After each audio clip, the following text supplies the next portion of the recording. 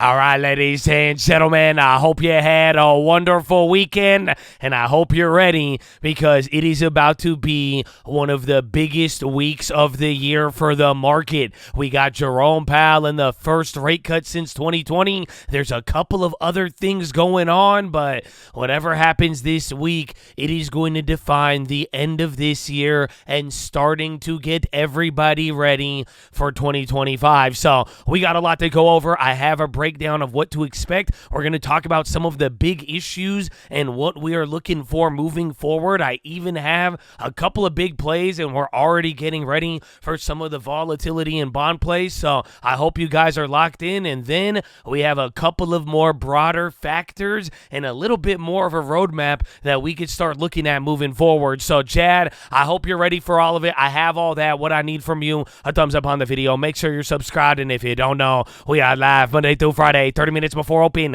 youtube.com/the stock market. We will see you there in the morning, baby. Run it. Working to the couch, it's the 2020 election. Live in the hills, but I still get a spread. Started with a live, but I still reinvest it. Feel how I feel, then you feel like a blessing. I just want the lesson, I just want protection. I'm up and I'm down, but the sound like progression. Farmer never plans if he waits for perfection. Finger to the down, hold it. Right off the bat, as far as what happened on Friday, remember, it wasn't much. The market was able to go up. I think the S&P was right off of the all-time highs. You had a little bit of data, but remember, everybody was feeling good, and they were getting ready for what is about to happen this week. So I have a couple of ways to break it down. Number one, or the easier way I'd put it, it's about to get real political from here. You have the Fed, and that is both the policy and the shift, and even people are going to start bringing up some of the politics as it relates to the election and rate cuts, and then you are narrowing in on the election. So what I noticed this weekend, if people weren't talking about Powell and rate cuts, they were talking about the election. That is literally what Wall Street is juggling between. And this is what I want to tell you, because once we get our rate cuts, there will be a little bit of debate in terms of the politics. But before you know it, people are going to start asking, what about the election is moving stocks? So what I have here is a chart that I really want you to understand. This is all that Wall Street cares about. Will there be effects if either Trump or Kamala wins? Yes, of course. But the real answer and the real concern for Wall Street is whether or not there is a sweep. Who is going to win Senate? Who is going to win the House? Is it a red wave, a blue wave? If it's going to be split, that is what usually dictates how things move forward. So that's the big deal. I wanted to bring that up to start. And like I'm saying here, the Fed and this policy shift, it is inherently political, and it's a big deal. And now once we get this dynamic of rates and election, this is the thing that's going to drive us here into the final 3 or 4 months of the year. So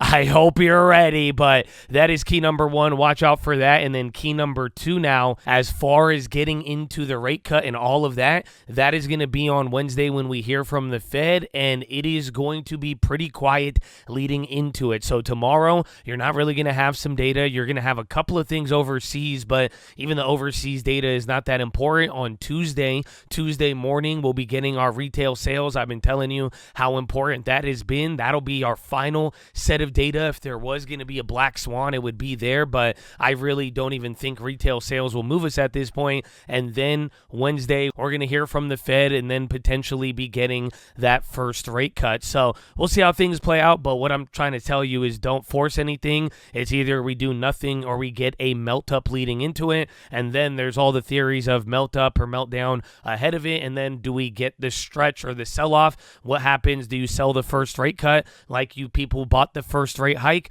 How is that going to play out? Those are going to be some of the questions people are looking for, but if you're not understanding and a way to kind of put this, and this is going to be the central debate now as we get into it on Wednesday. I did show you guys on the Thursday live watch list. If you want to know how to play TLT and how to play the bonds on Powell, I would go watch that video. We were talking about the back and forth and how people are going to go between 50 basis points, a quarter, soft landing, hard landing. All of that stuff's going to be important, but the one thing I want you to really understand, this is about to be the first rate cut since 2020. The last time we have ever cut rates, it was 2020 during COVID. The other time was the first ever TLT, October of 2019. So it's a very interesting time frame that we have here. It has been a while since we've needed to or have cut rates. So to get this happening here on Wednesday, this is going to signal a big shift. So don't forget about that. And then now the thing that everyone's going to be arguing is, do we get 50 basis points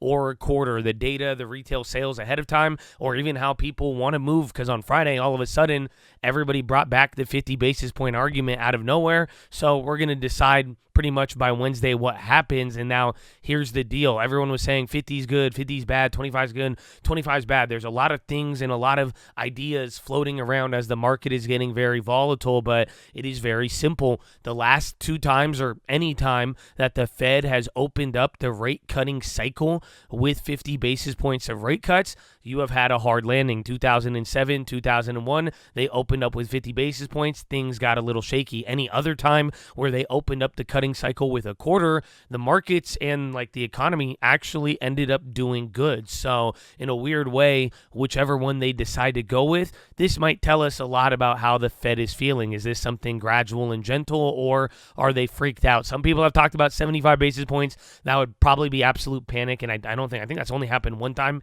or never in history. I'd have to double check. But all in all, this debate about 50 and 25 and then the reaction of that, this is what a lot of people are going to be looking at. And then this is something we talked about on Friday.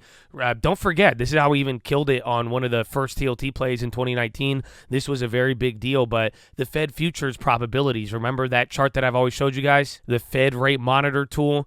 You guys get over here again, 2 days, 22 hours, and 10 minutes. Okay, no, that's right, but this thing is just like the ZQ, the Zaza, but it tells you the probability. And ironically, we're at 50-50, so we may not be debating on whether or not we're going to be getting a cut here on Wednesday. Everybody's like, yeah, we're getting a cut, but now we really are debating whether or not it's going to be 25 or 50. So this is surprisingly a pretty big deal, and this is what I'm saying is going to be the answer. Why? Because for the last 65 years, the Fed has always acknowledged and followed this chart, or the probabilities of the Fed futures, meaning any odds above 60, the Fed has always done it, at least 65 years in a row. It's been a while since they have broke this precedent. So if we are going to get the answer and you want it ahead of time, I think it's going to be on these Fed futures. If we watch one of them in the next few days, or maybe after retail sales go into 60% and stay there, then that's it. Or the day of the Fed, if that's at 60%, then I think we're going to know our answer.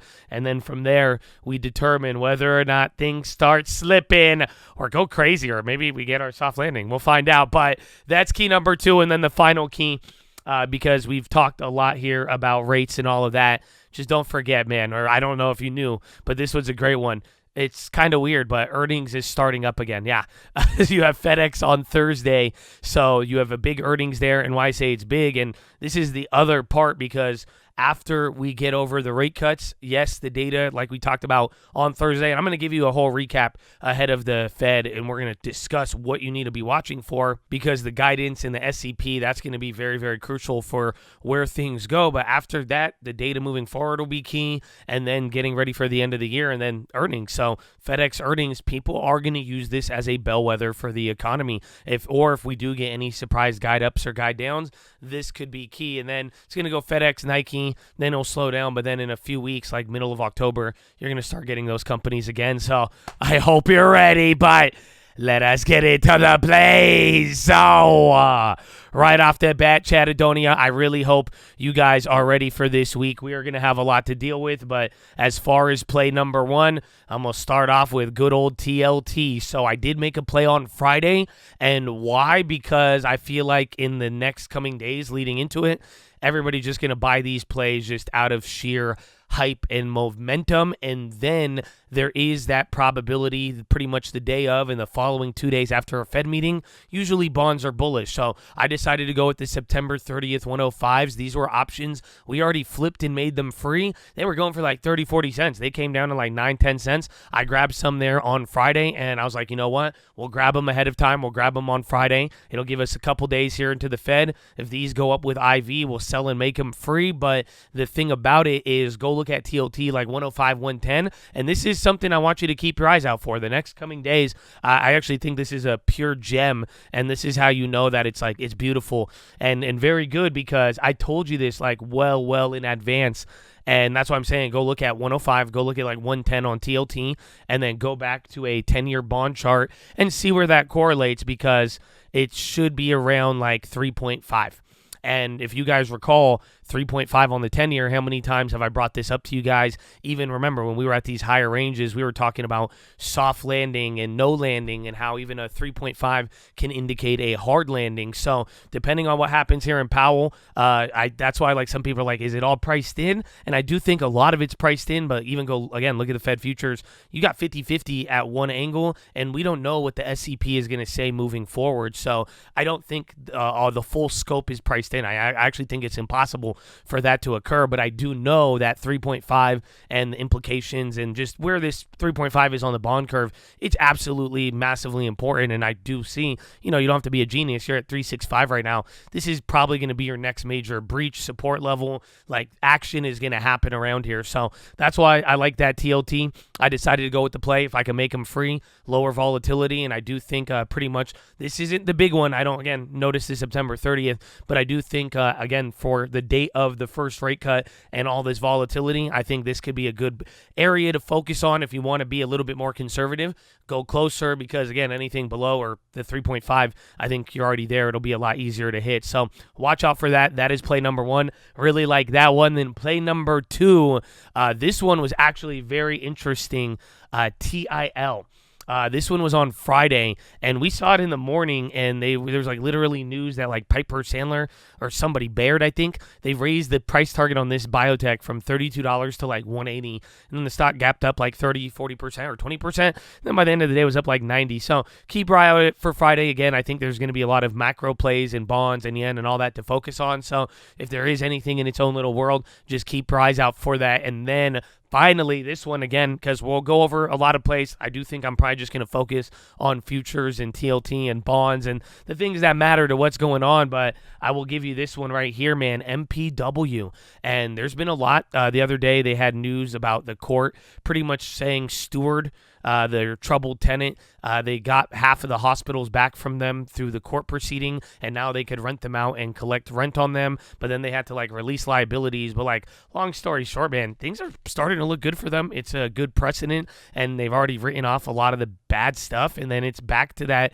squeeze level at $6. So if you remember last time in June, or like May, it did this again, and then it kind of soured up there a little bit. But that's why I'm like, it seems like we're finally getting around all that news. And I'll go over the plays that I have, but like, long story short, keep your eyes out on REITs, and even any REITs that were struggling, and MPW is literally the poster child, because you're about to get the rate cuts, and that's what we're about to deal with. So these REITs and certain names that underperformed and are highly interest rate sensitive, they're going to be able to benefit a lot more. So watch out for MPW. All the leaps from May, I think it's like a January $12 call, like January 26th, and they're up like 20 or 30%. I haven't made them free, only put a couple $100, and then I have my long-term shares and then my flip shares that I was down a lot on. They're only down like 15% now, and I think we've already gotten that back from how long I've held them with the dividends. So we'll see how that plays out, but definitely keep your eye out for that, even like before and after Powell, and then I'm pretty much looking for a double dip to get back into that one. So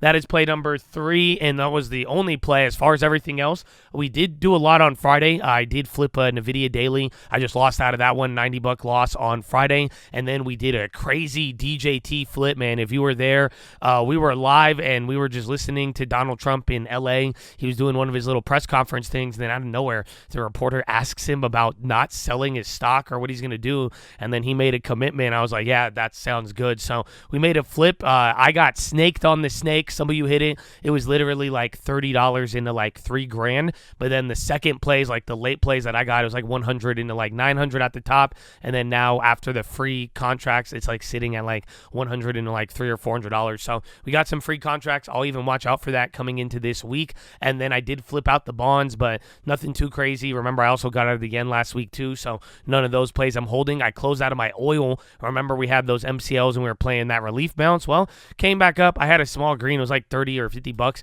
I just took it because I did not like the rollover date because my contracts were about to expire. So then I closed out of that, and then oil sold off. And then by the end of the day, I was like, you know what? Oil sold off. I'm glad I got out. I was worried about time. I bought the dip again on oil, but this time I went with a /MCLF25. Very small, only 1 micro, but this one is for like 3 or 4 months on the oil contract. So it gives me a little bit more time to play some of that volatility. So that's all I did on Friday. A little bit of action. There was a lot of action last week, so not too bad. And I think this week it's going to give us a lot. So Chattadonia, I hope you're ready, but that is your watch list, ladies and gentlemen. Make sure hydrate healthy, ready to go. Make sure post your watch list. Make sure we see you there in the morning. I need the armor on. I need the helmet shining. I need you to remember, baby, you got to focus on one thing at a time. Focus on it like a sniper. Knock them out one problem at a time until you move up through it, baby. So get ready. Stay in the game. I hope you get some rest too, baby, because you're entering into the final quarter of the year. Some would say the year is already over, baby, but I love you, Chad. I'll see you in the AM end. Harn.